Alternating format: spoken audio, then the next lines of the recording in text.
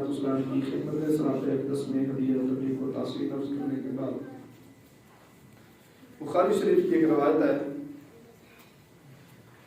حضور نبی پاک صلی اللہ علیہ وسلم آپ کے صحابہ جب نبی رحمت صلی اللہ علیہ وسلم کے پاس تشریف لاتے تھے نا، نبی پاک صلی اللہ علیہ وسلم ان سے پوچھتے تھے آمین آج کسی کو خواب آیا تو سناؤ۔ نبی پاک صلی اللہ علیہ وسلم اب صحابہ کرام سے پوچھتے تھے کسی کو خواب آیا تو خواب سناؤ۔ جب وہ صحابہ خواب سناتے تو پھر نبی پاک صلی اللہ علیہ وسلم اس کی تعبیر بیان فرمایا کرتے تھے۔ یہ آیت مبارکہ اکثر فجر کے بعد نبی پاک علیہ السلام پوچھ لیا کرتے تھے ابھی کسی کو خواب آیا تو اپنی خواب سناؤ۔ اور یہ ایک اور حدیث پاک ہے جس حدیث پاک کے لفظ نہیں ہے، اس میں ارشاد فرمایا جب کسی کو کوئی اچھا خواب آئے تو وہ بیان کر لیا کرو۔ یہ ہماری عادت ہوتی ہے نا، کوئی اچھا خواب آئے تو وہ بالکل چپ چپا کے چھپا کے بیٹھے ہوتے ہیں۔ اچھا خواب آئے تو وہ بیان کر لیا کرو، اور اگر کوئی برا خواب دیکھو نا تو اس وقت اللہ تبارک و تعالیٰ کی طرف سے پناہ مانگو اور اس پر استغفار کرو اور اسے بیان نہ کیا کرو۔ ہمارے ہاں تعبیر پوچھنے کے لیے بیان کرنا جائز ہے، ایویں ہی بس بیان کرنا ہر بندے جہاں بیٹھے گا یار راتی میں دیکھا ہے، وہ اجازت نہیں ہے۔ اچھا خواب ہو وہ بیان کرنے کی اجازت ہے، کوئی برا خواب دیکھے تو پھر اسے جگہ جگہ پہ بیان نہ کرے۔ کہیں ضرورت ہے تعبیر بیان کرنی ہے، اس کی کوئی تعبیر پوچھنی ہے اس کی کسی سے تو پھر بیان کرنا جائز ہے، پر اس کے علاوہ ایویں غلط باتیں کرتے کرتے اس کو بیان کر دینا یہ بات جائز نہیں۔ پر نبی پاک صلی اللہ علیہ وسلم آ کے تشریف فرما ہوئے، صحابہ سے پوچھا اب کسی کو خواب آیا تو بیان کرو۔ صحابہ اس دن چپ رہے۔ نبی پاک صلی اللہ علیہ وسلم نے ارشاد فرمایا چلو رات کو مجھے جو خواب آیا میں تمہیں وہ خواب سناتا ہوں۔ پہلے صحابہ خواب سناتے تھے نبی پاک صلی اللہ علیہ وسلم کو، نبی رحمت صلی اللہ علیہ وسلم نے ارشاد فرمایا رات کو مجھے خواب آیا میں تمہیں وہ خواب سناتا ہوں۔ اور نبی پاک صلی اللہ علیہ وسلم انبیاء کے خواب بھی وہی ہوتے ہیں، ان کی خواب سے بھی باتیں ملتی ہیں۔ اب نبی پاک صلی اللہ علیہ وسلم نے اپنا خواب بیان فرمایا۔ نبی رحمت صلی اللہ علیہ وسلم نے ارشاد فرمایا میں رات کو لیٹا ہوتا، اور یہ بھی اللہ کے نبیوں کی شانیں ہوتی ہیں کہ آپ ارشاد فرماتے ہیں میری آنکھیں سوتی ہیں میرا دل نہیں سوتا ہے۔ دل میں اشارہ عطا فرمائیے۔ پر اب ارشاد فرماتے ہیں رات کو میں لیٹا سویا، دو آنے والے آئے، دو بندے آئے اور مجھے انہوں نے آ کے اپنے ساتھ لیا، کہتے میرے ساتھ چلو خواب میں۔ میں ان کے ساتھ چل پڑا، چلتے رہے، چلتے چلتے میں نے ایک شخص کو دیکھا کہ وہ ایک لیٹا ہوا شخص، دوسرا شخص پتھر لے کے اس کے سر پہ کھڑا ہے۔ اب وہ جو کھڑا تھا نا پتھر لے کے، وہ بڑا سا پتھر اس کے سر پہ مارتا ہے اور اس کے دماغ کو چٹنی بنا دیتا ہے، اس کے سر پہ مارتا ہے۔ سر پہ بڑا پتھر لگے تو سر کی کیا حالت ہوگی؟ فیصلہ کے لفظ ہے، کچل دیتا ہے اس کے سر کو اور چٹنی بنا دیتا ہے اس کے سر کی۔ وہ پتھر لگے نا، پتھر کی کوئی بھی چیز ہے ہو اس طرح کی، وہ جب ماری جائے نا تو تھوڑی سی وہ آگے چلی جاتی ہے، رولنگ ہو کے وہ تھوڑی سی آگے گئی۔ اور وہ جو شخص کھڑا تھا نا جس نے پتھر مارا، وہ پتھر مارا تو پتھر تھوڑا دور گیا، اس شخص نے وہ پتھر لینے کے لیے گیا، پتھر اٹھا کے دوبارہ واپس آیا۔ جب واپس اس شخص کے سر پہ پہنچا تو سر پھر ٹھیک تھا، اس نے دوبارہ پتھر مارا اس کے سر پہ، دوبارہ کچلا گیا اس کا سر پتھر سے، اور پھر پتھر گیا، وہ پھر شخص لینے کے لیے پتھر چلا گیا، وہ پھر لا کے پھر اس کے سر پہ مارا۔ یوں وہ پتھر مارتا ہے، اس کا سر کچل جاتا ہے، چٹنی بنتی ہے اس کے سر کی۔ اب اندازہ کریں سر کچلا جائے اچانک کتنی شدید تکلیف ہوتی ہوگی۔ وہ پتھر دوبارہ لے کے آتا ہے، اتنے میں پھر صحیح ہو جاتا ہے، پھر کچلتا ہے، پھر صحیح ہوتا ہے، پھر کچلتا ہے اس کے شخص۔ مسلسل یہی عمل جاری ہے۔ مسلسل ہوا نا تو میں نے ان دونوں بندوں سے پوچھا یہ کون ہے دونوں بندے؟ ایک لیٹا ہوا ہے، دوسرا مار مار پتھر بار بار اس کا سر کچل رہا ہے، کون ہے یہ؟ انہوں نے کہا بتاتے ہیں آپ کو، آگے چلیے۔ فرماتے ہیں ہم آگے بڑھ گئے، آگے جا کے میں نے ایک شخص کو دیکھا، وہ ایک شخص بیٹھا ہوا ہے اور دوسرا ایک لوہے کا راڈ لے کے اس کے سر پہ کھڑا ہے۔ وہ پہلے اس کے منہ میں ڈالتا ہے تو اس کا یہ گال چیرتا ہوا، اس کے رخسار چیرتا ہوا گردن تک لے جاتا ہے، پھر اس کے ناک میں ڈالتا ہے، ناک چیرتا ہوا اس کی گدی تک لے جاتا ہے، پھر وہ گرز اس کی آنکھ میں ڈالتا ہے، آنکھ چیرتا ہوا پیچھے گردن کی طرف لے جاتا ہے، پھر ایک طرف کی جب معاملہ کر لیتا ہے پھر دوسری طرف آ جاتا ہے، پھر دوسری طرف آ کے پہلے منہ چیرتا ہے، پھر ناک چیرتا ہے، پھر آنکھ چیرتا ہے، یہ معاملہ ہو رہا ہے. میں نے ان لوگوں سے پوچھا یار اتنی اذیت ہو رہی ہے اس بندے کو, بار بار گرس دے کے اس کا منہ ناک آنکھیں چیری جا رہی, کون ہے یہ؟ انہوں نے کہا کہ آپ آگے چلیے. ہم آگے بڑھ گئے. آگے گئے تو ایک تندور دیکھا میں نے, تندور جیسے ایک چیز بنی ہوئی تھی, منہ تنگ تھا, نیچے سے تھوڑا کھلا تھا جیسے تندور بنے ہوتے ہیں. تندور تھا اور چیخنے کی آوازیں آتی تھی بار بار. ہم نے جب قریب ہو کے دیکھا تو اس میں ننگے مرد اور ننگی عورتیں تھیں, اور جیسے پانی یکدم نیچے سے ابھرے تو وہ اچھال دیتا ہے, میں کہہ رہا ٹھل پئی, اچھال دیتا ہے. اس طرح ان کے نیچے سے بار بار آگ اچھلتی تھی اور وہ اس آگ کی وجہ سے اس تندور کے کنارے تک آ جاتے تھے اور چیختے تھے. بڑی تکلیف تھی, تھے بھی ننگے اور اتنی سخت عذاب میں گرفتار تھے. بار بار آگ سے جلایا جا رہا تھا, بار بار آگ اٹھتی تھی, بار بار آگ بھڑکتی تھی. میں نے پوچھا یہ کون ہے؟ انہوں نے کہا حضور آپ آگے چلیے بتاتے ہیں آپ کو کون ہے. آگے بڑھ گئے. آگے ایک نہر دیکھی, سرخ رنگ تھا اس کا, ایسا لگتا تھا جیسے خون کی نہر ہے, اور اس میں ایک بندہ غوطے کھا رہا ہے, ڈبکیاں کھا رہا ہے.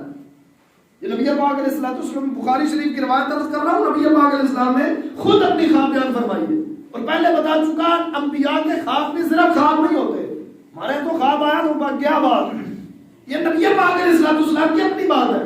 اب اس حضرت آگے گئے, ایک نہر دیکھی ہم نے, اس نہر پہ سرخ رنگ کی تھی اور ایک بندہ ڈبکیاں کھا رہا, غوطے کھا رہا اس نہر میں, اور ایک شخص باہر کھڑا ہے جس کے پاس کافی سارے پتھر ہیں, پتھر جمع ہیں. وہ شخص قریب آتا ہے مدد مانگنے کے لیے, وہ پانی سے نکل کے جو بھی تھا وہ نہر میں, اس سے نکل کے باہر مدد مانگنے کے لیے کنارے کے قریب ہوتا ہے. وہ جو شخص باہر پتھر لے کے کھڑا ہے وہ پتھر اٹھا کے اس کے منہ میں ڈال دیتا ہے. اب آپ ذرا تصور باندھیے نا, سوچیے ذرا, پانی میں ڈوبا ہو نا کوئی بندہ, جیسے ہی نکلے گا نا تو وہ منہ کھول کے سانس لینے کی کوشش کرتا ہے, وہ غوطے کھا رہا ہوتا ہے, وہ اچانک نکلتا ہے تو پھر نکل کے تو منہ کھول کے سانس لینے کی کوشش کرتا ہے. جیسے وہ منہ کھولتا ہے کنارے کے قریب ہوتا, وہ شخص اس کے منہ میں پتھر ڈال دیتا, گرم پتھر اس کا نکل جاتا. وہ بار بار یہ معاملہ ہوتا. پھر وہ غوطے جو پتھر جاتا نا, پتھر مارتا وہ اس کے منہ میں, وہ پھر نیچے چلا جاتا, اور پھر دوبارہ نکل کے آتا, اور پھر دوبارہ پتھر مار دیتا اس کو اوپر سے. بار بار اس کے ساتھ یہ معاملہ ہو رہا تھا. نبی پاک علیہ السلام ارشاد فرماتے ہیں, میں نے پھر پوچھا یہ تو بتاؤ یہ کون ہے؟ انہوں نے نبی پاک علیہ السلام کو عرض کیا بتاتے ہیں آپ کو, آپ آگے چلیے. فرماتے ہیں ہم آگے گئے, ساری باتیں ہم نبی پاک علیہ السلام دیکھتے جا رہے ہیں اور ان سے پوچھتے ہیں, ہم بتاتے نہیں ہیں, بتاتے ہیں آپ کو, آگے چلیے. دیکھتے گئے, آگے فرماتے گئے. ایک شخص تھا جو بڑا ہیبت ناک شخص, جس کی شکل تھی, اور آگ جلاتا تھا, وہ آگ بھڑکاتا تھا اور پھر اس کے گرد چکر لگاتا تھا. اب فرماتے آگے گئے, میں نے پوچھا یہ کون ہے, بتایا نہیں انہوں نے. آگے چلیے. آگے گئے, بڑا لمبا شخص دیکھا. نبی پاک علیہ السلام ارشاد فرماتے ہیں اتنا لمبا تھا کہ میں بڑی مشکل سے اس کا سر دیکھ پایا. بڑا لمبا قد تھا اس کا, اور اس کے گرد چھوٹے چھوٹے بچے تھے کافی تعداد میں. ان کو میں نے کبھی پہلے دیکھا نہیں, بڑے بچے تھے اس کے, ان کے ارد گرد. میں نے پوچھا یہ بچے کون ہیں, یہ بزرگ ہستی کون ہے؟ انہوں نے کچھ آپ آگے چلیے بتاتے ہیں. اب فرماتے ہیں پھر وہ مجھے ایک باغ میں لے گئے جس میں نہریں بہتی. اس میں کچھ لوگ تھے جن کی آدھی شکلیں بڑی خوبصورت تھی اور آدھی شکلیں بڑی بدصورت تھی. ان کو کسی کہنے والے نے کہا کہ جاؤ اس نہر میں جا کے ڈبکی لگا کے آؤ. وہ جو لوگ تھے نا, آدھی شکلیں خوبصورت ہیں, آدھی شکلیں بدصورت ہیں, بڑی عجیب سی شکلیں. ان کو کہا کہ جاؤ نہر میں ڈبکی لگا کے آؤ. جب وہ نہر میں ڈبکی لگا کے نکلے تو پہلی آدھی شکلیں خوبصورت تھی, جب نکلتے ہیں تو ساری کی ساری شکلیں خوبصورت ہو جاتی ہیں, زینت مل گئی. پھر ساتھ میں آگے چلیے. آگے گئے تو بڑا حسین و جمیل باغ جس میں سونے کے اور چاندی کے اینٹیں لگی ہوئی ہیں, اس طرح کے محلات بنے ہوئے. جب وہاں پہنچے تو جو میرے ساتھ تھے انہوں نے کہا کہ یہ میں جبرائیل اور میکائیل ہوں. وہ جو لینے کے لیے آئے تھے وہ دونوں فرشتے تھے. انہوں نے کہا میں جبرائیل ہوں, یہ میکائیل ہے. وہ دونوں فرشتے لے کے گئے نبی پاک علیہ السلام کو اور ارشاد فرمایا یہ جس جگہ آپ کھڑے ہیں یہ جنت عدن ہے, یہ آپ کا مرتبہ اور مقام ہے جو شان اللہ آپ کو عطا فرمائے گا. سب سے بلند و بالا جنت، سب سے اعلیٰ جنت، اس میں نبی پاک علیہ السلام کو لے گئے. ارشاد فرمایا یہ آپ کا مقام اور یہ مرتبہ ہے. اب سنیے وہ داستان جو آپ لوگ دیکھ کے آئے. وہ پہلا شخص جس کے سر پہ بار بار پتھر پڑتا تھا اور سر کچلا جاتا تھا، ربط نہیں کرو، وہ پہلا شخص جس کے سر پہ بار بار پتھر پڑتا اور کچلا جاتا، پھر پتھر پڑتا پھر سر کچلا جاتا، بڑی تکلیف میں مبتلا تھا، وہ بندہ تھا جو قرآن پاک پڑھتا تھا پر اس پہ عمل نہیں کرتا تھا، اور نماز کا وقت ہوتا تھا تو سو جاتا تھا. قرآن پاک پڑھتا تھا پر اس پہ عمل نہیں کرتا تھا اور نماز کے وقت سویا رہتا تھا. اس نماز کے وقت سوئے رہنے والے بندے کی وہ سزا تھی کہ بار بار سر کچلا جا رہا ہے. لیٹا ہے، بار بار فرشتہ تھا جو اس کے سر پہ پتھر لے کے کھڑا تھا، بار بار پتھر مار کے اس کا سر کچل دیتا، چٹنی بناتا تھا اس کے سر.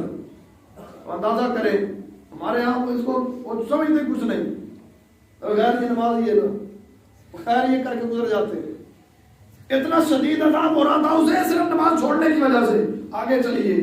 اب انشاءاللہ دوسرا شخص جو آپ نے دیکھا اور جس کا منہ چیرا جا رہا تھا، آنکھیں چیری جا رہی تھی، ناک چیرا جا رہا تھا، وہ شخص تھا جو جھوٹی باتیں کرتا تھا، لوگوں میں جھوٹ پھیلاتا تھا اور نفرتیں پھیلاتا تھا.